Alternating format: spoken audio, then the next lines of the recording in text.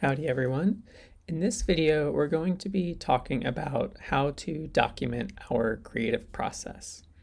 And this is really important to get a grasp on and to start doing now because for this course in particular, your documented creative process is going to serve as kind of the raw material for a lot of the assignments that you're going to be doing in the class, including your final paper and your final oral presentation. The reason that we're doing these things and the reason that you want to document this is because your process is an important thing to look back on, and it's really helpful for reflecting on what you learned throughout a project. So this really starts once you've kind of nailed down what you are going to be working on. You either have your goal or your design brief, or you have your art project, and you have started to make things or think about what you're going to be making. So first, we can talk a little bit about that ideation process. And this can be one of the first things that you start to document. And we can think about, where do ideas come from? We often think of ideation as kind of just a moment of inspiration, but really there are processes that we go through that we can document that can help us arrive at a solid idea of what to make.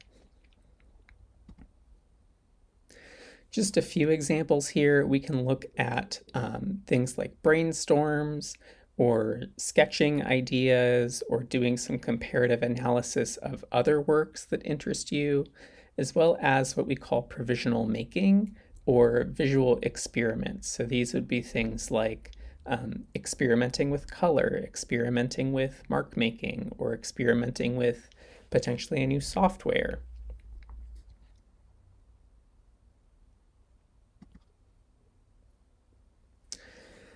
Here are some ideas that come from James Wood Young. He states that ideas are just new combinations of old elements, and that capacity to create new combinations depends on our ability to see relationships between things. So here is kind of one framework for a creative process. So Young suggests that it goes through these kind of 5 stages. First, we gather raw materials, and this isn't, physical raw materials, but it's kind of the conceptual raw materials that we work with. So this would be things like research or inspiring works from other folks, or just kind of like fact-finding in sort of ideas that we want to explore in what we're making. Once we've pulled all those things together, we synthesize that information, or we seek the relationships between them. And this is kind of like fitting all of that raw material together and kind of synthesizing it into what is going to become our own work.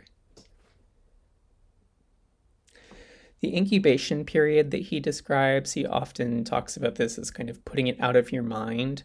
And this is the stage that's kind of like waiting for that inspiration to strike or to hit. There are a couple different schools of thought about this. Some folks, kind of push through. Some folks feel like they need to step away to kind of let those ideas float around until things start to fit together well.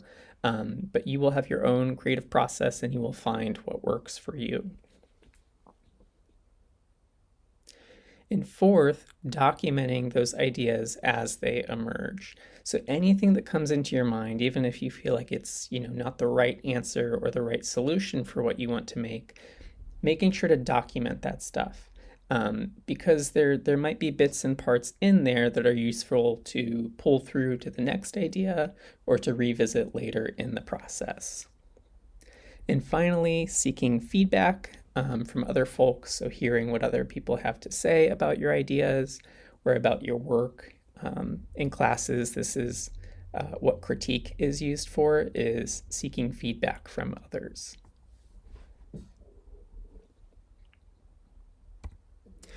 So just as an example of what this might look like, we can look at kind of the stage of sketching. And these examples are going to be for this work from Philippe Epoix, who designed this poster for a horse competition in France.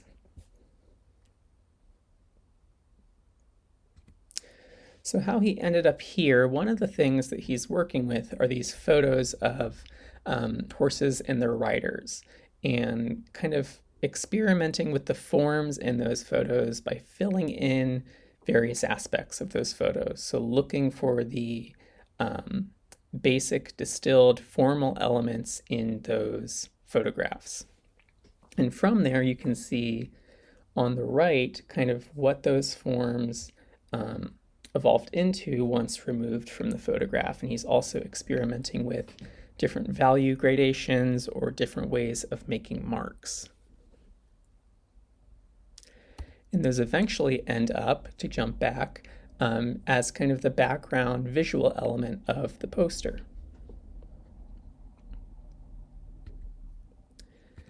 And on a totally separate layer, he is working with sketches on what the typography might look like. And you can tell from these images that this is not, these aren't like pretty sketches. This is really an exploration process. It's rough and it's messy, and this is, the work that we do as visual creators to get to that end result. But it requires a lot of experimentation, and so it's best to work kind of fast and loose in the early stages so that you get a lot of ideas out on the paper.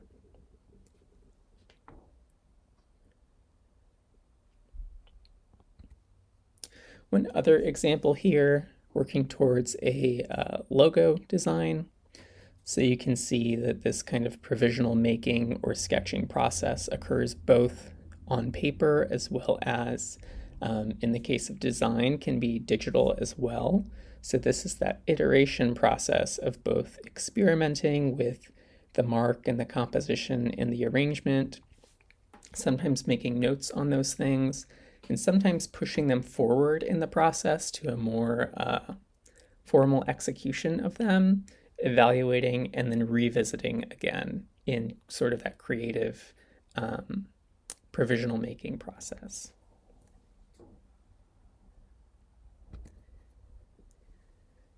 And one final one here, you can see these various experiments for a logo for a museum. So starting with the sketches in the upper left and lower left side of the image here, you can see these various experiments happening, not just through sketching, but also through kind of that digital making process that we can see with the explorations of borders as well as compositions on the right side there. And then finally, starting to arrive closer and closer to the final logo design in the lower right corner of the screen. So all of these things are really excellent parts of the artistic process to document, because we can look back at them and sort of explain how we arrived at the final thing that we made.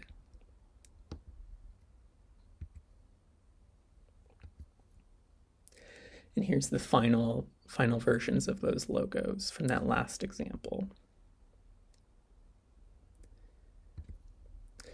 Another one for a poster design here, you can see this designer, Joseph Mueller Brockman, working with thumbnail sketches to kind of get the ideas out on paper and explore value and contrast and composition, and then the end result of that on the right. And so it's very helpful to see that making process to understand why the final result looks the way it does.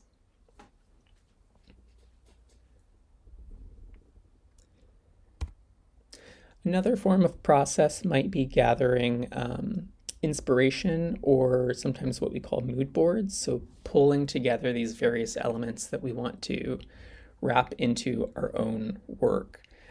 Where sketching is helpful for kind of exploring the form of something, mood boards can be helpful for generating ideas and generating sort of the visual tone that we want to go for. They also help us communicate design and art to others if we need to, if there are other kind of stakeholders in this process. Um, and it's also a chance to help you kind of refine your concept and gives you these various tools of inspiration to pull from. So some things that mood boards might include are visual metaphors to your communication, different design or artistic styles, colors that you're interested in, or sometimes textures that you're interested in. And in the case of design or artwork that's using lettering or words, sometimes typefaces can be explored here as well.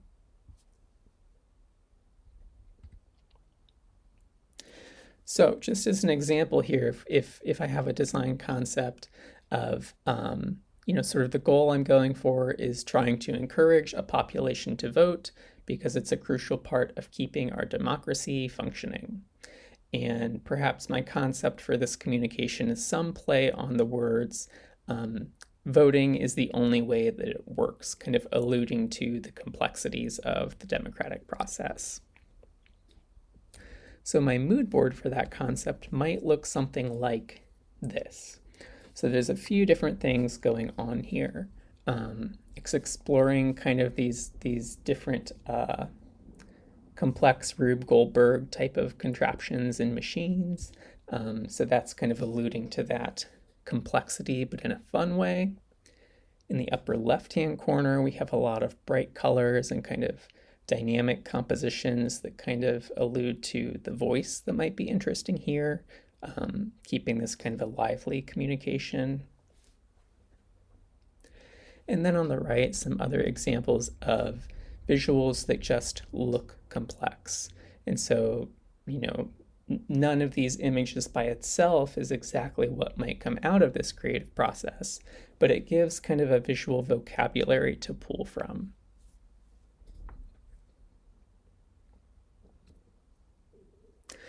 Another example of a mood board here, you can see how this is gathering kind of a color palette as well as various organic and tactile textures that might be important to this artwork.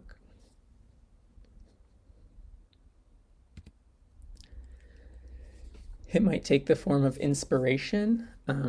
This is from a student who was working on creating a diagram for what mangroves looked like, or teaching through a children's book what a mangrove ecosystem looks like. And she was gathering kind of forms of illustration or styles of illustration that she wanted to explore for communicating kind of wildlife and an ecosystem. And it might take more than one to communicate what you're looking for. So here is an example of a student who was working on a card game that was explaining the decomposition process. And so in this slide, she's exploring like the visual form or the mood that she was looking to communicate. The audience was supposed to be younger kids in elementary school, and so she's exploring these really bright, attractive color palettes and organic shapes and kind of dynamic compositions. And then contrasting that with the subject matter that she was looking at, which was kind of death and decomposing. And so she was looking at more kind of like scientific posters and imagery and classifications and taxonomy of different fungi for her examples here.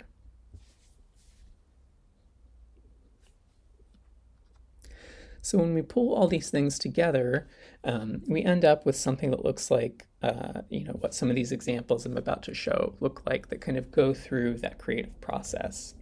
So this one is from a student named Taylor Bronner, who was putting together a series of posters that described solar eclipses. So she has a quick cover page here. She describes what the project she's working on is and what her goals are for it. She's included her exploration, so there's her mood board alongside her sketches, and she's kind of explaining what she learned through that process. And then she continues to iterate by including the project as it evolves. So she has kind of a first version of her posters here, and then makes notes on what she learned at this stage in the process. And then comes back, and as she revises these, includes those newer versions of the posters here.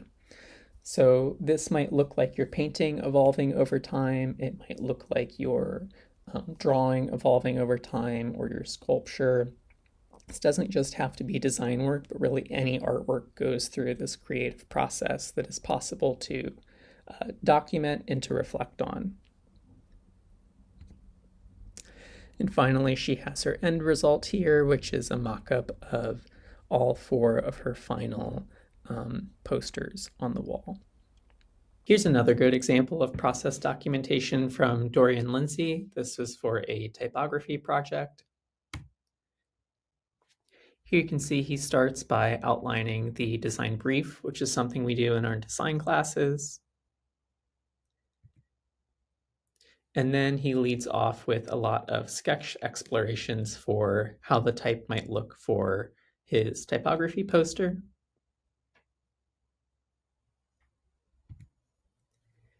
Even more sketches, and on the left here you see that he goes through what he's thinking about as he is evaluating these after he's done the sketching.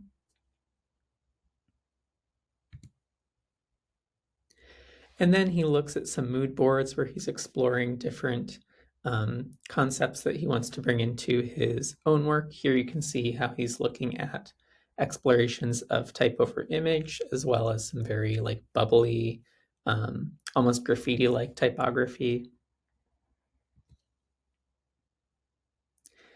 And then some sharper typographic themes. And these notes in here really help because, especially for this class, in your writing projects, you'll need to write about your process. And so having these notes in your documentation can really help you structure your paper and presentation. Again, not just inspiration for final designs, but here he has inspiration for texture. He even had links to, and they're not fully pulled up in this presentation, but links to different sounds.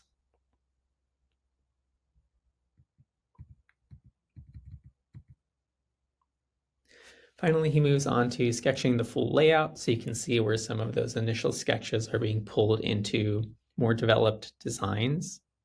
And again, what he's thinking about here. Starts to digitize them, so as the process moves forward, more developed work. And then from here, those initial iterations start to be revised from week to week and critique to critique. And each one of those revisions is a separate image on the slide. So you can see this work progressing over time.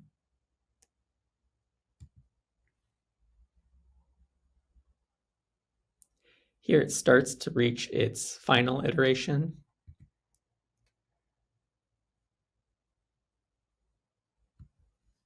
And you can see his final work here. So I hope that gives you a good overview of what documenting your process might look like. Obviously, your projects are going to be different than the ones that are shown here, but your documentation can look similar. And that's something that's really, really going to help you with your final paper and your final presentation. So start doing that now and start thinking about how you're going to talk about your work, and it will make those final projects much, much easier.